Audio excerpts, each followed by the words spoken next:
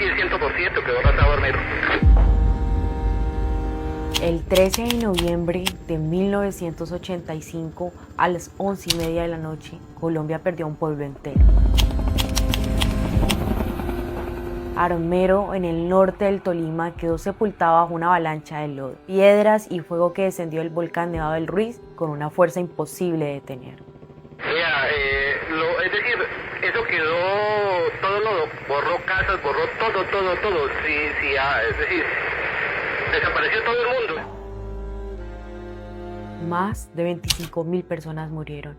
El país entero despertó entre la confusión, el dolor y la impotencia. 4 años antes, en 1981, los geólogos habían advertido el riesgo.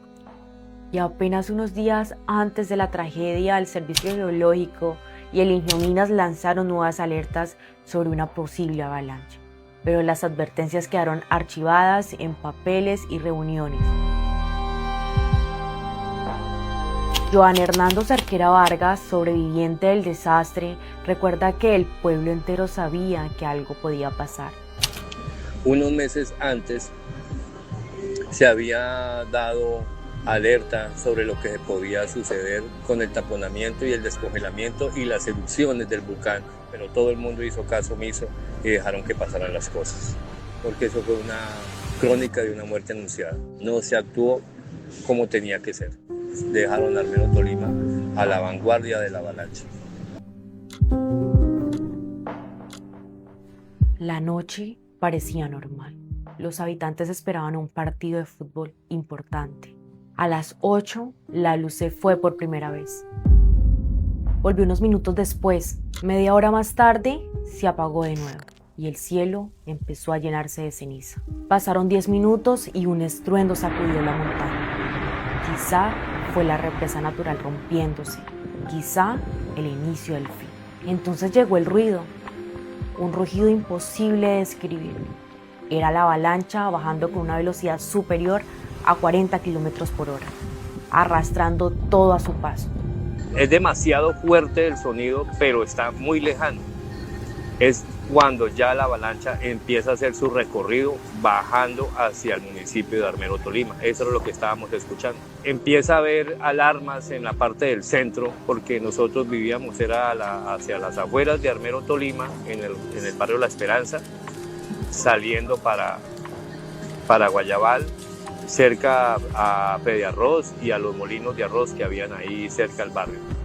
Se hubo alarmas, entonces mi padre me cogió de la mano y empezó a golpear casa por casa, avisándole a todos los vecinos que nos reuniéramos en la casa de mi padre, de mis abuelos, para poder salir con ellos en unas carrozas, porque en la casa de mis abuelos había un taller de mecánica diésel, de tractores y combinadas, y ahí habían unos tractores y un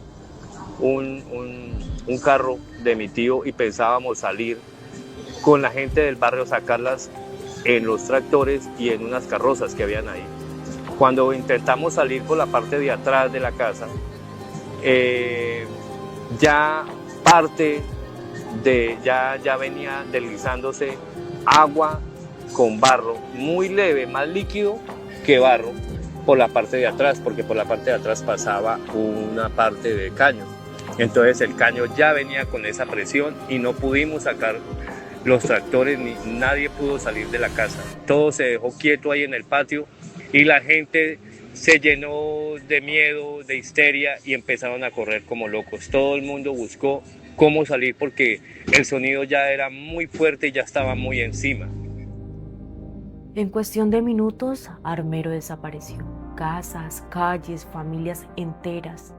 Todo quedó sepultado bajo toneladas de lodo. Esa noche, el volcán habló con furia, pero más fuerte que su rugido fue el eco de una verdad dolorosa. Las advertencias estaban hechas, pero nadie quiso escuchar. Joan Hernando aún recuerda el instante en que junto a su familia y vecinos corrió desesperado buscando refugio, mientras la avalancha lo arrasaba todo a su paso. Lo encontraron en un hospital psiquiátrico, un lugar que nunca imaginó que sería su salvación. Aferrado a una columna, sintió el rugido del lodo y las piedras, y vivió sin poder hacer nada, cómo su tío y sus primos eran arrastrados por la fuerza imparable de la corriente.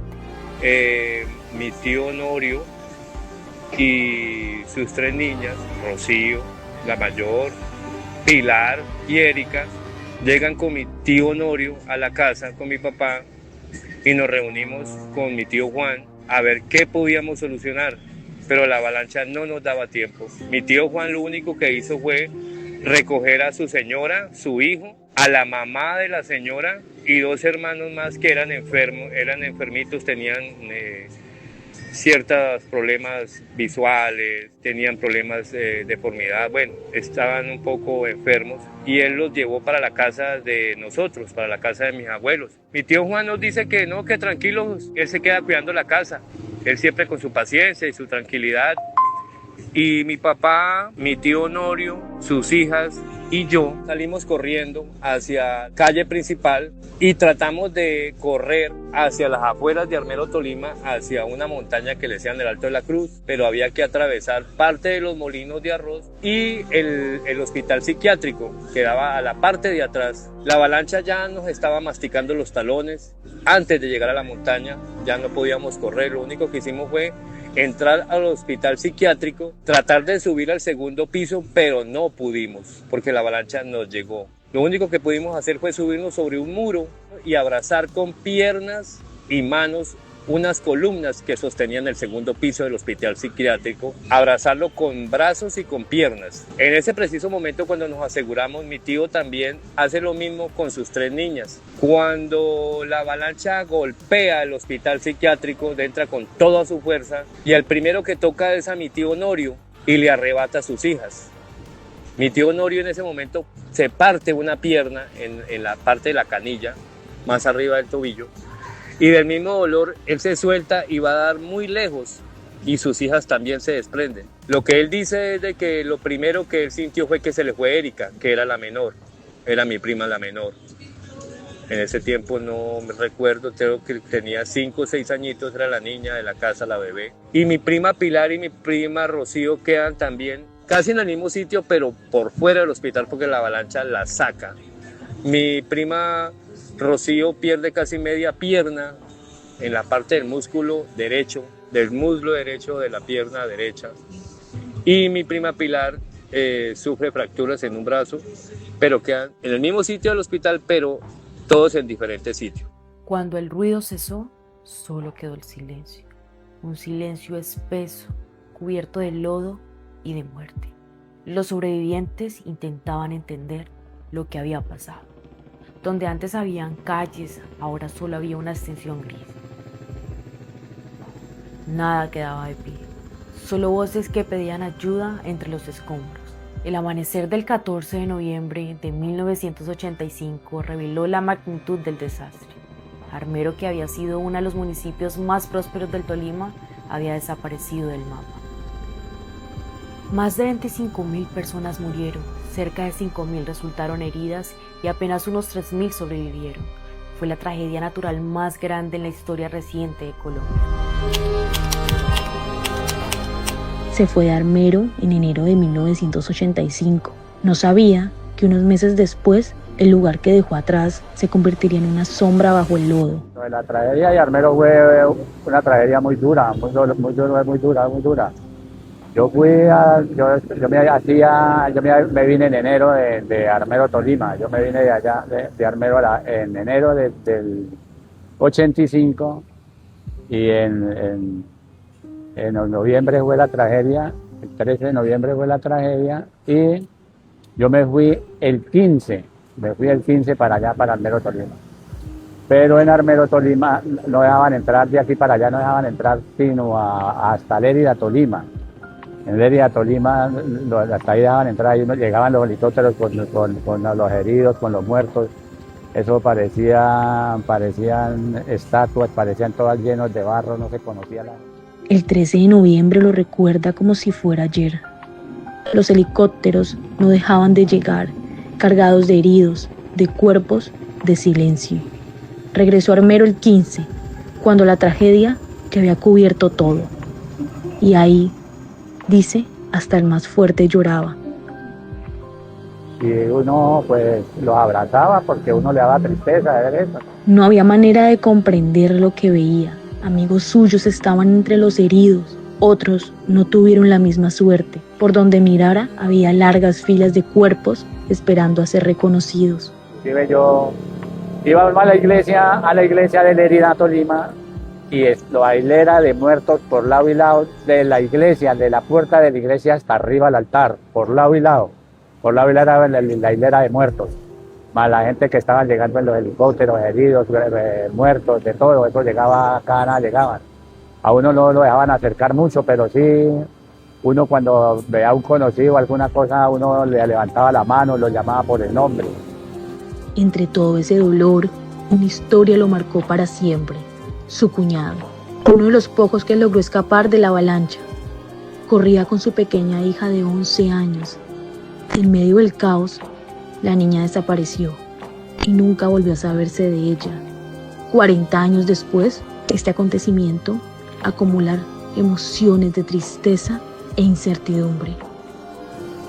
Ahí se perdió de mi señora esposa, se perdieron casi toda la familia, ¿no?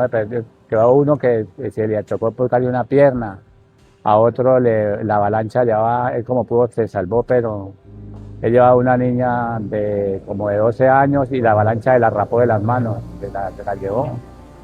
Eso fue muy duro, duro. Y yo pues a pesar de eso yo pude rescatar un sobrino de ella, traérmelo para acá, para Neiva, traerme dos amigos que sobrevivieron a eso, les colaboré aquí, les colaboré mientras pudieron hacer vida, les colaboré con comida, con ropa y ahí les colaboré con el pasaje para que se devolvieran para Ibagué, por donde estaban las familias. Relata que junto a su esposa viajaron a Bogotá con la esperanza de encontrar algún familiar con vida. Y lo hicieron. En un hospital, vivo, pero con una pierna amputada, estaba su cuñado. Nosotros nos tocó ir a Bogotá, a las clínicas, a buscar los hermanos de mi esposa. Incluso allá encontramos uno y allá le encontramos uno al que le quitaron la pierna. No, pues la niña pues, se la llevó la avalancha, ya no encontró, nadie la encontró. Tenía como 11 años, 12 años, no tenía más. Entonces la otra ahí se salvó, la que tenía 17 años ahí se salvó. Esa es lo único que hizo, fue que una pierna, por aquí todo esto, una pierna se le veía la carne viva, allá en la clínica que nosotros fuimos a ver la Bogotá. Fue duro. Él nos cuenta que hasta el más berraco lloraba, repite él, mientras su voz se quiebra. Eso fue muy duro, la gente que no, allá la gente que así que fuera dura para llorar, no, papá lloraba el más berraco que lloraba, porque era muy duro ver la gente como salía, era que parecían momias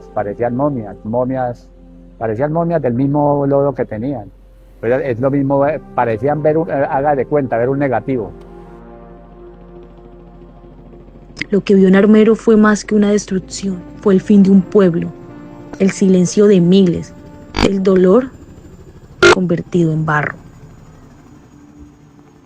40 años después, sigue recordando aquellos cuerpos cubiertos de lodo. Parecían momias, dice, con los ojos perdidos entre la tristeza y la memoria.